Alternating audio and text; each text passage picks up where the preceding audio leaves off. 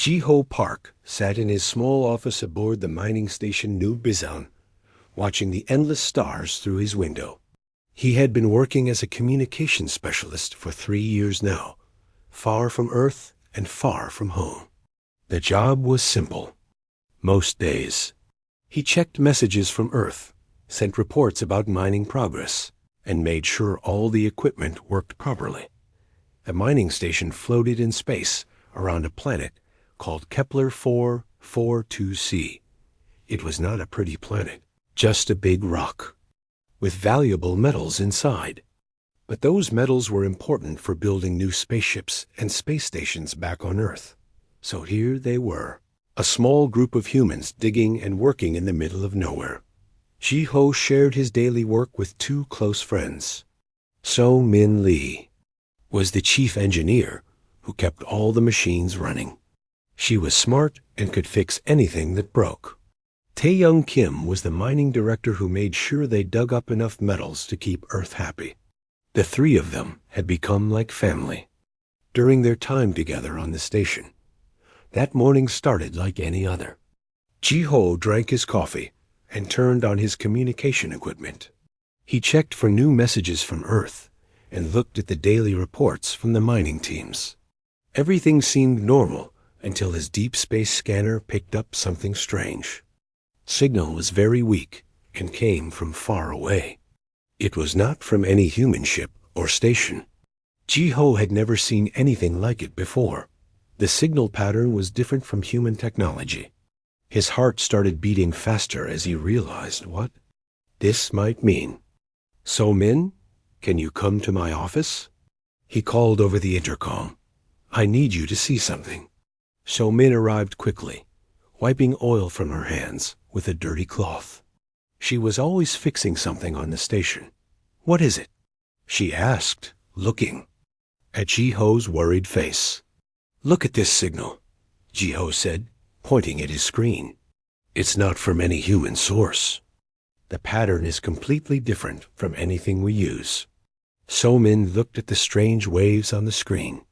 Her eyes grew wide. Are you sure this is real? Could it be some kind of equipment problem? I checked everything twice, Ji-Ho said. This is real. This is coming from somewhere out there in space, and it's not human.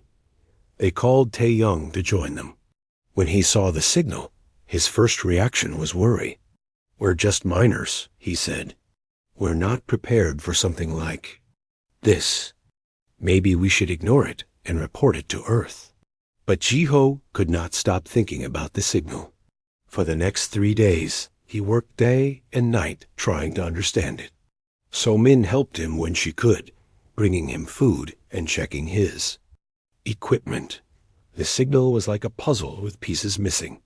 It's some kind of language, Ji-Ho told So-Min on the 3rd day. Look here, these parts repeat. And here, this section seems like it might be numbers. So-Min studied the patterns with him. She was good with machines, but she was also smart with puzzles. What if we try to match these patterns with basic math? Every intelligent species should understand numbers. They worked together, trying different ideas. Sometimes they thought they understood something, then realized they were wrong. It was frustrating work, but they kept trying. On the 4th day, something clicked. I think I found something, Ji-Ho said excitedly. Look at this part here. If this means help and this part means danger, then this whole section might be a distress call. Over the next week, they slowly built a way to understand parts of the alien message. It was like learning a new language from scratch, but they were getting somewhere. Tae-Young watched them work, still worried, but also amazed by what they were doing. Finally, after 10 days of hard work, they managed to translate enough of the message to understand its meaning. What they learned made them all feel sick to their ray. Stomachs. The message was from a species that called themselves the Villani.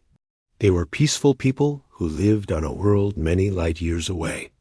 But their world was under attack by something called the Korthak Dominion. The attackers were destroying everything and killing everyone they found. The translated message was heartbreaking. To any civilized species receiving this transmission, our world dies. Our children fall silent. They have no weapons, no way to fight back. They kill us for pleasure and sport. If there is mercy in the universe, if there are people out there who care about life, please help us. We are running out of time. The three friends sat in silence after reading the translation. They were just miners on a small station. They had no weapons, no soldiers, no way to help anyone fight a war. But they had something else. They had a communication system that could reach Earth. We have to tell Earth about this, So Min said quietly. Someone needs to know what's happening out there. Tae Young shook his head. Earth is so far away. Even if they wanted to help, it would take months for any ships to reach the Volani system. These people will probably be dead by then. But we have to try, Ji-ho said. We can't just pretend we never heard this message. If someone was attacking Earth, wouldn't we want other species to help us if they could? They argued about it for hours. Tae Young was worried about getting involved in alien wars. So Min thought they had a duty to help if possible. Ji-ho just knew he could not ignore the desperate cry for help. In the end, they decided to send the message to Earth. Ji-ho prepared a detailed report with the original alien signal, their translation work, and their analysis of what it meant. He sent it through the fastest communication channel they had, marked as urgent. What do you think will happen now?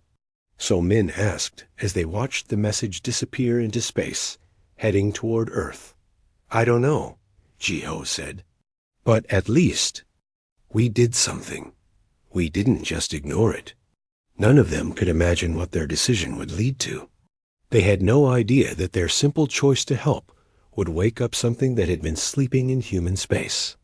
They were about to learn that sometimes, when you call for help from humans, you get much more than you expected.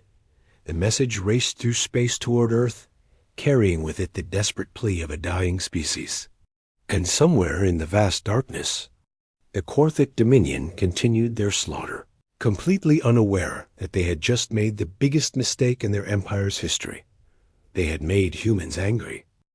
Admiral Dong Hyen Choi was drinking his morning coffee at Luna Command when the urgent message arrived. The communications center had marked it as Priority 1, which meant it needed his immediate attention. As Supreme Commander of Humanities, United Defense Fleet, he received many important messages, but this one was different. The message came from a small mining station called New Bazan, far from Earth. Admiral Choi knew about the station, but had never paid much attention to it. It was just one of many mining operations that helped supply Earth with materials for building spaceships and space stations. But this message was not about mining. It was about aliens. Admiral Choi read the report 3 times before he fully understood what it meant. The miners had received a distress call from an alien species. Not just any aliens, but aliens who were being attacked by other aliens.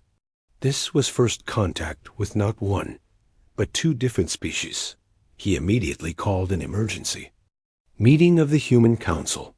These were the most important people in human government, and they needed to know about this right away. Within 2 hours, they were all gathered in the secure meeting room at Luna Command. Hai Jin-yu, the Secretary of Xenological Affairs, spoke first. We need to be very careful here, she said. This could be some kind of trap.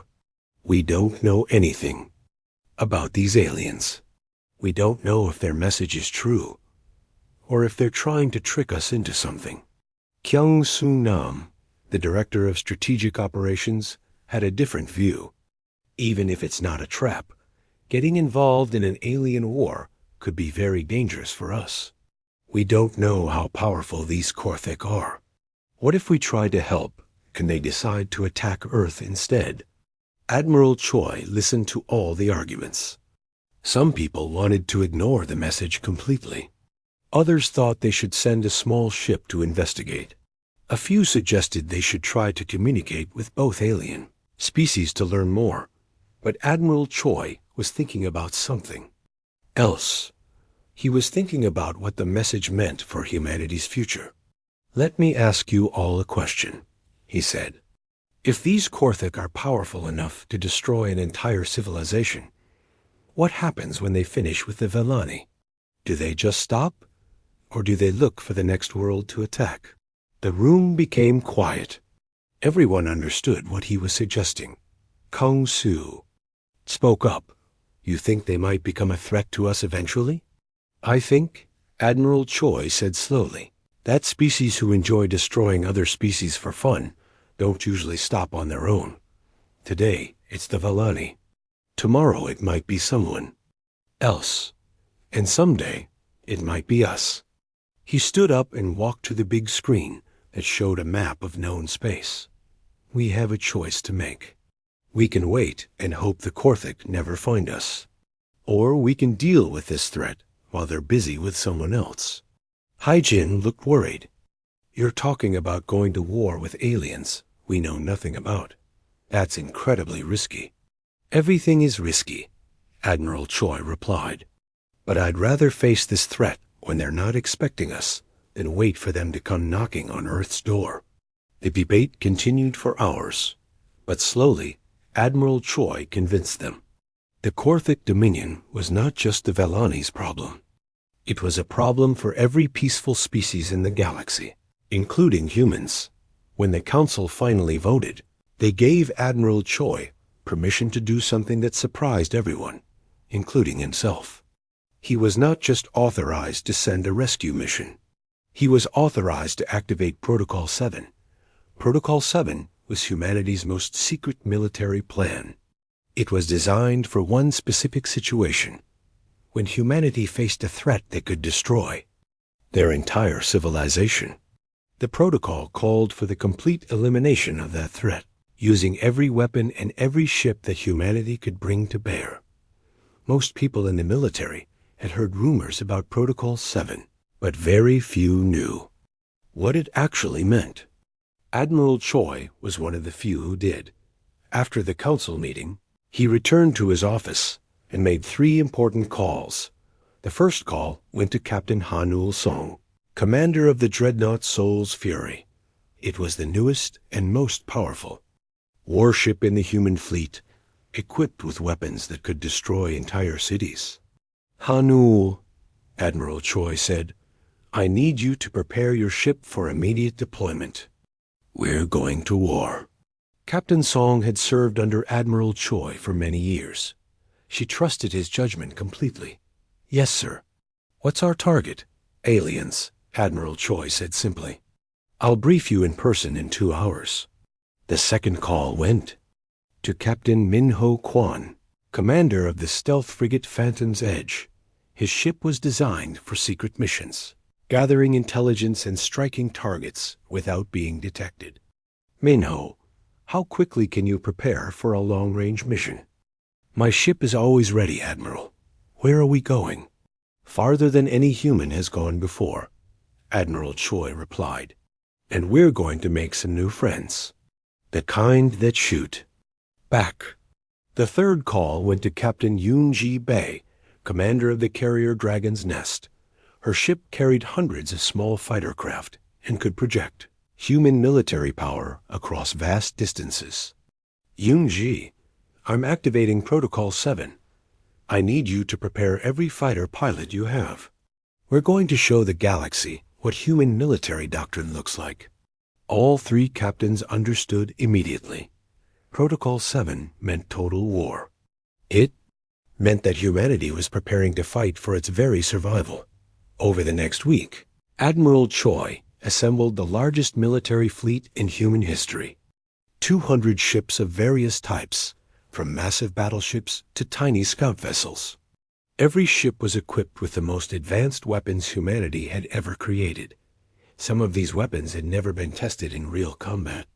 They were experimental, designs that existed only because human engineers always asked the same question: how can we make this more deadly? A fleet included kinetic bombardment systems that could turn asteroids into planet-killing weapons. It had artificial intelligence systems that could predict enemy movements before the enemy knew what they were going to do. Most importantly, it had something no other species in the galaxy possessed: humans who had spent their entire history learning how to kill each other efficiently. As Admiral Choi watched the fleet assemble in space around Earth, he thought about the Vellani message. Again, those aliens had asked for help from any civilized species in the galaxy. They probably expected maybe 1 or 2 ships to investigate their situation. They were about to get humanity's entire war machine. The irony was not lost on Admiral Choi. The Vellani had called for help because they were peaceful and had no weapons. But they had accidentally called the one species in the galaxy that had turned warfare into an art form. "Sir," his aide said, "the fleet is ready for departure." Admiral Choi nodded. "Send the order. All ships jump to hyperspace. It's time to introduce the galaxy to human military policy." As the massive fleet disappeared into hyperspace, heading toward the Vellani system, Admiral Choi made one final note in his personal log. "Today, humanity goes to war not for conquest, not for resources, but for the simple principle that genocide is unacceptable. The Korthic Dominion is about to learn why that was a very bad decision." The greatest military force in human history was now racing through space toward an alien war, and the galaxy would never be the same again. The human fleet dropped out of hyperspace at the edge of the Vellani system, and what they saw made even the most experienced soldiers feel sick. The Vellani homeworld was burning. Captain Hanul Song stood on the bridge of Soul's Fury, watching the sensor readings with growing anger. Dozens of alien ships surrounded the planet, firing down at the surface with weapons that turned entire cities into glass. This was not a military conquest. This was systematic murder. "Admiral," she reported to Dong Haiyan Choi over the communication system, "we're looking at a complete genocide in progress. They're not trying to capture anything. They're just killing everything that moves." Admiral Choi's voice came back cold and angry. "Understood. All ships prepare for immediate combat. Rules of engagement are simple. Save every Vellani you can, and destroy every Korthic ship in this system." War Commander Vextar of the Korthic Dominion was enjoying himself immensely. The Vellani had put up no real fight at all. Their ships were designed for trade and exploration, not war. His fleet had destroyed the Vellani military in less than a day, and now they were having fun with the civilians. This was how the Korthic Dominion worked. They did not just conquer worlds. They made examples of them. Other species throughout the galaxy would hear about what happened to the Vellani and would surrender immediately rather than face the same fate. "Commander," one of his officers reported, "we're detecting new ships entering the system. More Vellani trying to escape." Vextar asked, not really interested. "No, sir. These ships are different. The design is unknown, and there are a lot of them." Vextar looked at his screens for the first time in hours. What he saw confused him. Nearly 200 ships had appeared at the edge of the system, but they did not look like any species he knew. The ship designs were aggressive and angular, built obviously for war rather than trade. "Who are they?" he demanded. "We don't know, sir. They're not responding to our identification requests." Vextar was not particularly worried. The Korthic Dominion had conquered hundreds of worlds. Their military was the strongest in the galaxy. These newcomers, whoever they were, would either run away or be destroyed like all the others. "Send a message," he ordered. "Tell them this system belongs to the Korthic Dominion. Order them to leave immediately or be destroyed." The response came back quickly, but it was not what Vextar expected. "This is Admiral Dong Haiyan Choi of the Human Defense Fleet. You are committing genocide against a peaceful species. Cease your attacks immediately and surrender, or we will stop you by force." Vextar laughed. "Humans? Never heard of them." How many ships do they have? 212, sir. The laughter stopped. Vextar's fleet had 80 ships, and they were spread out around the planet. Still, 80 Korthig warships should be more than enough to handle any unknown species. All ships form combat formation. Let's show these humans what happens when they interfere with the Dominion. But as the Korthig ships began to move, something strange happened. The human ships did not advance in a predictable formation. Instead, they seemed to scatter in all directions, moving in patterns that made no sense to Korthig military doctrine. Captain Minho Kwan's stealth frigate Phantoms. Edge was already moving toward the Korthig fleet's communication and sensor ships. His job was to make the enemy blind and deaf before the main battle began. Launching electronic warfare packages, he reported to Admiral Choi. Their communication network is going dark in 3, 2, 1. Suddenly, the Korthig ships could not talk to each other. Their sensors showed false readings. Their targeting systems began malfunctioning. In the span of 30 seconds, the Korthig fleet went from organized military force to a collection of confused individual ships. "What's happening?" Vextar shouted at his officers. "Why can't we contact the other ships?" "Unknown, sir. Something is jamming all our systems." That was when the real attack began. Captain Yoonji Bei's fighter squadrons came out of nowhere, moving faster and more aggressively than anything that Korthig had ever faced. Human pilots were trained to think in 3 dimensions, to use speed and surprise rather than brute force.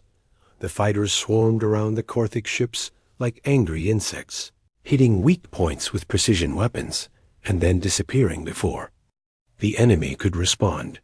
Each attack was small, but there were hundreds of them happening at once. "Sir," a panicked Korthig officer reported to Vextar, "we've lost 6 ships in the last 10 minutes. These fighters are too fast. Our gunners can't track them." But the fighters were just the opening move. Captain Hanul Song's Soul's Fury and the other heavy warships were moving into position for the main assault. "Target their flagship," Admiral Choi ordered. "Let's introduce their commander to human military engineering."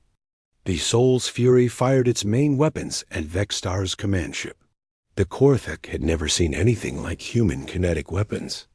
Instead of energy beams that could be blocked by shields, the humans fired solid projectiles at incredible speeds.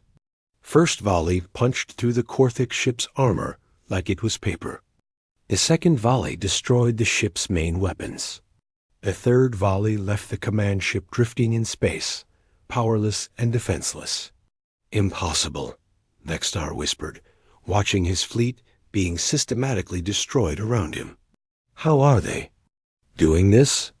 The answer was simple, though Vextar could not understand it. The Korthig Dominion had grown lazy and overconfident. For 800 years, they had fought only against peaceful species with no military experience. Their tactics were designed to intimidate, not to win against equally advanced opponents.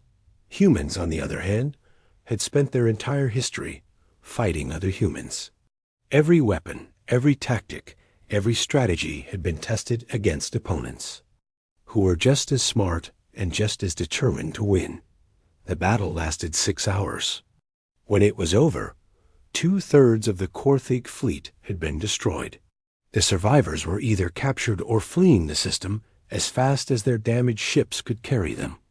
But the humans were not finished. While the space battle was happening, So-Min Lee and a team of human engineers have landed on the Vellani homeworld to begin rescue operations. What they found broke their hearts. Entire cities had been reduced to rubble. Millions of Vellani were dead. But there were survivors hiding in underground shelters and damaged buildings. "This way," So-Min called to a group of Vellani civilians, leading them toward the human transport ships. "You're safe now. We're here to help." Elder Threnai, the chief scientist of the Vellani, could barely believe what was happening. "Who are you?" he asked So-Min. "Where did you come from?" "We're humans," So Min said simply. "We got your message. We came as fast as we could. But how? Our message was just sent into empty space. We never expected anyone to actually come." So Min helped an injured Vellani child onto the transport ship.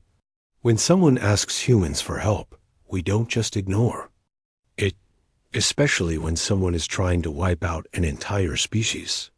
Elder Threnai looked up at the sky, where the human warships were still hunting down the last Korthic vessels. "Are you soldiers?" "Some of us are," So Min said. "But most of us are just people who don't like bullies." War Commander Vextar's damaged ship limped away from the Vellani system, carrying news that would shock the Korthek Dominion to its core. An unknown species called humans had appeared from nowhere and destroyed most of their fleet in a single battle, but Vextar did not yet understand the true magnitude of his mistake. He thought this was just one defeat, one setback that could be fixed by sending more ships down. He had no idea that humans did not just fight defensive wars. When humans decided that something was a threat, they did not stop until that threat was completely eliminated. The Korthek Dominion was about to learn the difference between conquest and extermination. Supreme Overlord Kethron had ruled the Korthek Dominion for 200 years. In all that time, no one had ever brought him news like this. One of his fleets had been destroyed by an unknown species. Not just defeated, but completely wiped out. "Explain this to me again," he said to the trembling messenger who had brought War Commander Vextar's report. "How many ships did these humans have?" "Over 200, Supreme Overlord. But it was not just the numbers. Their tactics were unlike anything we have seen before.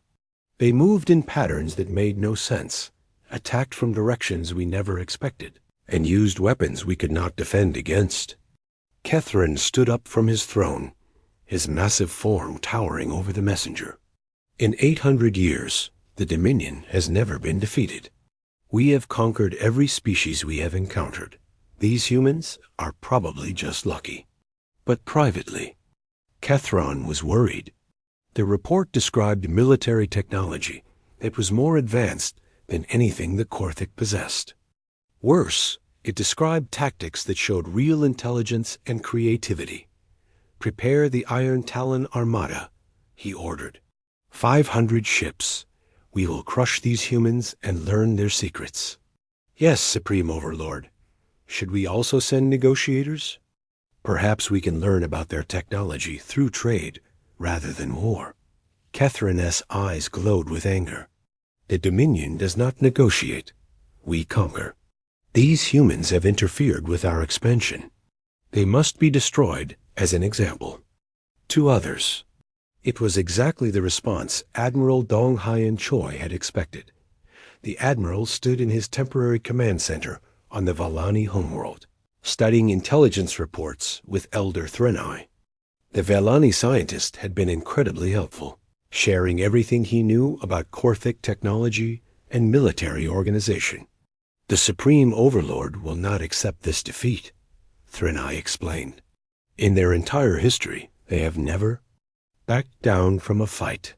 He will send a much larger fleet to destroy you." "Good," Admiral Choi said, surprising the alien scientist. "We were hoping he would do that." "You want them to send more ships? But they could bring thousands of vessels. Your fleet is powerful, but it is not that powerful." Admiral Choi smiled grimly. "Elder Threnai, let me teach you something about human military strategy. When we fight a war, we don't just want to win battles. We want to win the war completely. And sometimes the best way to do that is to let the enemy make a very big mistake." While they waited for the Korthok response, the human fleet spent weeks studying captured enemy technology. Captain Han-Ul Song worked with her engineering teams to understand Korthik weapons and shields. Captain Min-Ho Kwan analyzed their communication, systems, and tactical databases. What they learned made them confident that humans could win a larger battle. "Their technology is impressive. Captain Song reported to Admiral Choi, but it's designed for fighting weak opponents. Their shields are strong against energy weapons, but weak against kinetic bombardment. Their ships are built for intimidation rather than efficiency. More importantly, Captain Kwan added, their military doctrine is completely rigid. They always attack in the same formations, always use the same tactics. They've won so many easy victories that they've never had to adapt or improve. Admiral. Choi nodded. This was what he had hoped to hear. And what about their commanders? Overconfident, Kwan said. They believe their own propaganda about being invincible. They'll probably try to overwhelm us with numbers rather than using smart tactics. Perfect, Admiral Choi said. That means we can use their own size against them. When the Iron Talon Armada finally arrived at the Velani system, it was exactly as Admiral Choi had predicted. 500 Korthic ships in perfect formation, advancing slowly and predictably toward the human fleet. Supreme Overlord Kethrin had come personally to oversee the destruction of the humans. He stood on the bridge of his massive flagship, watching his fleet move into position. There they are, he said, pointing at the human ships near a neutron star. Only 200 ships against our 500. This will be over quickly. But Admiral Choi had chosen the battlefield very carefully. The neutron star was not just a hiding place. It was a weapon. For weeks, Captain Min-ho Kwan's stealth ships had been placing special devices throughout the system. These gravitational mines used the neutron star's incredible gravity as a power source. When activated, they could create artificial gravity fields strong enough to tear apart spaceships. All Korthic ships are in position, Captain Song reported to Admiral Choi. They're moving into the trap. Wait for my signal, Admiral Choi ordered. Let them get nice and close together. Supreme Overlord Kethron watched his fleet advance with satisfaction. The humans seemed to be trying to use the neutron star for protection, but there was nowhere to run. His ships would surround them and destroy them one by one. Begin the attack, he ordered. That was when Admiral Choi gave the signal. The gravitational mines activated all at once, creating a cascade of artificial gravity fields throughout the Korthak formation. Ships that had been flying in perfect order suddenly found themselves being pulled in different directions by forces they could not see or understand. What's happening?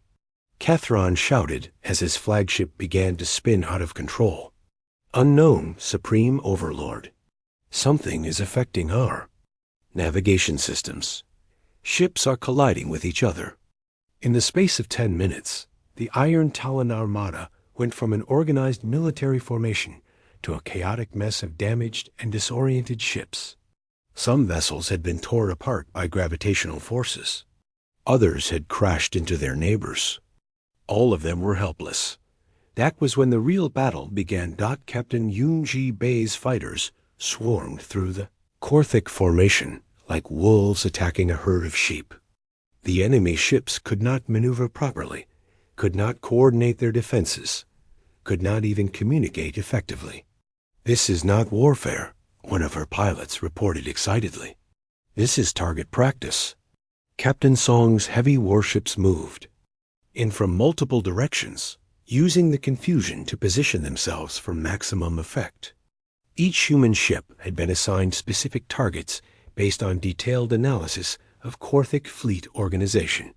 Target their command ships first, Admiral Choi ordered. Cut off their leadership, and the rest will fall apart. But the humans had learned something else from studying Korthic psychology. These aliens were not just overconfident. They were also cowardly when things went wrong.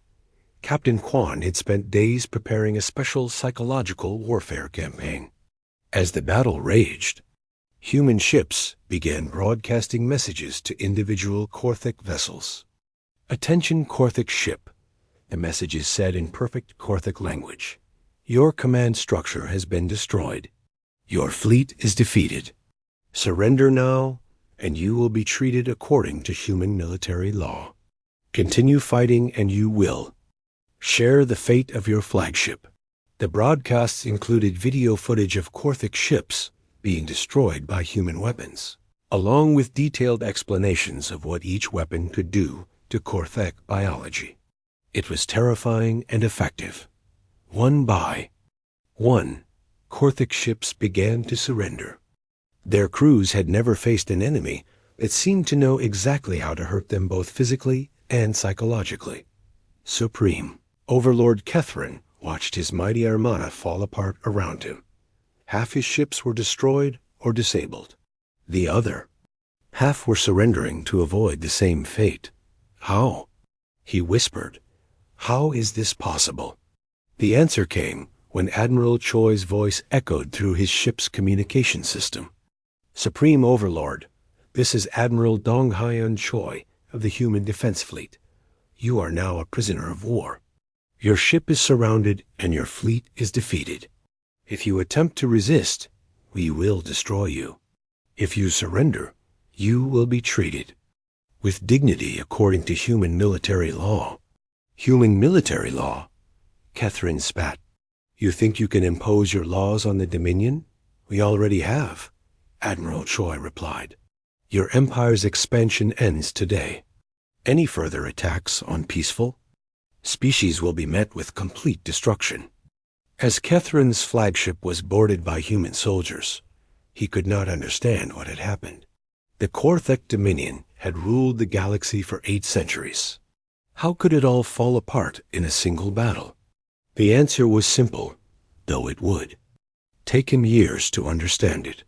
The Korthic had spent 800 years fighting enemies who could not fight back effectively. They had never faced opponents who were just as smart, just as ruthless, and far more creative. Humans had spent their entire history fighting other humans. Every battle taught them new lessons. Every defeat made them stronger. Every victory showed them new ways to win. The Korthic Dominion had thought they were the apex predators of the galaxy. They had just learned they were wrong. The news spread across the galaxy faster than anyone expected. The Korthic Dominion, which had ruled through fear for 800 years, had been completely defeated by a species no one had ever heard of before. Species that had lived in terror for generations suddenly saw hope. The Thornax, who had been forced to give half their children as slaves to the Korthic. The Melody, whose beautiful crystal cities had been destroyed for sport. The Vaxen, who had been reduced to hiding in caves on their own homeworld. All of them sent messages to the human fleet, asking the same question. Are you really going to protect us? Admiral Donghyun Choi found himself in a position he had never expected. He was no longer just a military commander. He was the architect of a new kind of galactic order. Elder Threnai worked closely with Geo Park, who had been promoted to Chief of Xenological Communications after his discovery of the original Velani distress call. Together, they established what became known as the Galactic Protection Compact. The idea is simple, Geo explained to a gathering of representatives from dozens of species. No one should have to live in fear of extinction. If any species threatens to wipe out another, we all work together to stop them. But the other species had an important question. What makes humans qualified to lead this alliance? Admiral Choi answered that question in a way that became legendary throughout the galaxy. We're not asking to lead anyone, he said. We're just offering to do the job that apparently no one else was willing to do. If someone threatens peaceful species, we'll stop them. If that makes us the bad guys in some people's eyes, we can live with that. The human approach to galactic peacekeeping was unlike anything the galaxy had seen before. They did not want to rule other species or take their resources. They just wanted to make sure that no one could commit genocide without consequences. Captain Hanul Song was appointed as the first director of the Threat Assessment Division. Her job was to identify potential threats before they became dangerous enough to destroy entire civilizations. We learned something important from the Korthic, She explained to her new team. Evil grows when good people do nothing. Our job is to make sure we never have to fight another war like this one. Captain Yoon-ji Bae established the Rapid Response Corps, a fleet of fast ships that could reach any part of the galaxy within weeks if someone called for help. Captain Min-ho Kwon created the Intelligence and Infiltration Service, which monitored dangerous groups and made sure they could never again catch peaceful species by surprise. But perhaps the most important change was in how the galaxy thought about warfare itself. For most species, war was something that happened. To them, they were victims of stronger, more aggressive neighbors. They had never considered that war could be used as a tool to protect the innocent. Humans had a different perspective. They had spent thousands of years learning that sometimes the only way to stop a bully was to hit them so hard that they never wanted to bully anyone again. The transformation was not without controversy. Some species worried that humans were just replacing the Korthic as the galaxy's dominant military power. Others feared that human ideas about preemptive protection might go too far. Admiral Choi addressed these concerns in a meeting with the former Supreme Overlord Kethron, who was now a prisoner, but was treated with dignity according to human military law. You want to know what kind of species we are? Admiral Choi said to the former dictator. Let me tell you a story. Before we came to space, humans fought each other constantly. We had wars that killed millions of people. We developed weapons that could destroy entire continents. For a while, it looked like we might wipe ourselves out completely. But then we learned something important. The only way to have peace is to make war so terrible that no rational being would choose it. We didn't stop being dangerous. We just became dangerous to the right things. Catherine listened carefully. And what are the right things? Anyone who thinks that might makes right. Anyone who believes that weak species exist only to serve strong ones. Anyone who commits genocide for pleasure. So you've appointed yourselves as judges of the galaxy? Admiral Choi shook his head. We've appointed ourselves as the galaxy's immune system. When a disease appears, the immune system doesn't judge it or try to understand it. It just destroys it before it can spread. And what if you become the disease? Then someone stronger and smarter than us will have to stop us, Admiral Choi said simply. But until that happens, we're going to make sure that what happened to the Vellani never happens to anyone else. Years later, So Min Lee found herself back on the mining station New Bizan, but her job had changed completely. Instead of just monitoring communications from human space, she was now listening for distress calls from anywhere in the galaxy. The station had been expanded into a major communication hub, with powerful receivers that could detect signals from thousands of light years away. Teams of translators worked around the clock to decode messages from species throughout the galaxy. Any interesting signals today? Ji-ho asked as he visited her workstation. Actually, yes, So Min said, pointing to her screen. We're getting a distress call from the Outer Rim, a species called the Kalari. They say someone is attacking their trade routes. Pirates? Could be. Or it could be someone trying to build a new empire. Either way, they're asking for help. Ji-ho smiled. Well, then I guess we better get them some help. The message went out immediately to the Rapid Response Corps. Within hours, a human fleet was racing toward the Outer Rim to investigate. They would arrive in force, assess the situation, and deal with whatever threat they found, because that was what humans did now. When someone called for help, humans came running.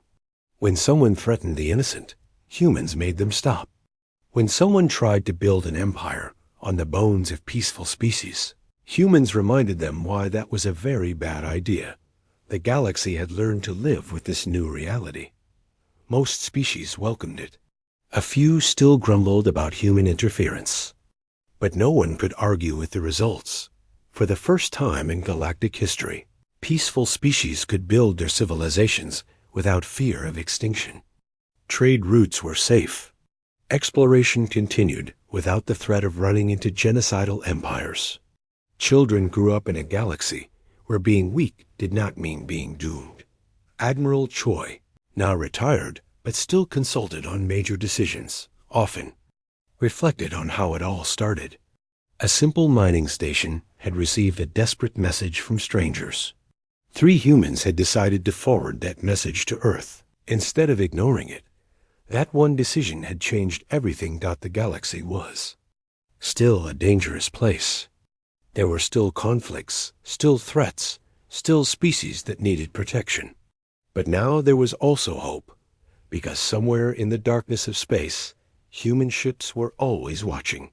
Human soldiers were always ready. Human engineers were always building better ways to protect the innocent and stop the guilty. The Korthic Dominion had made a simple mistake. They had assumed that cruelty was strength and that mercy was weakness. They had learned, too late, that the most dangerous species in the galaxy were the ones who chose to be kind until someone gave them a reason not to be. And humanity had decided that genocide was a very good reason indeed.